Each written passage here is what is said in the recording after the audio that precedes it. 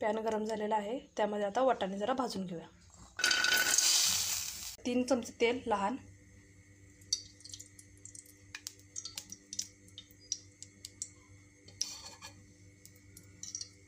तेल गरम झालेलं आहे। एक कांदा घालूया मीडियम साईजचा कट केलेला, लाल होईपर्यंत तळून घेऊया।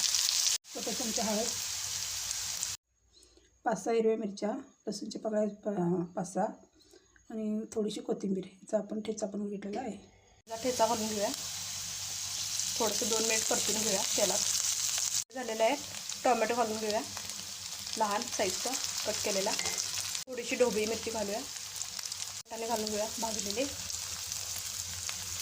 स्वच्छ धुवून घेतलेली कोबी घालून घेऊया, कट केलेली बारीक, चवीनुसार मीठ घालूया, थोडंसं परतून घेऊया, थोडंसं पाणी घालूया अर्धी वाटी। 10 मिनिट झालेलं आहे। कोबीची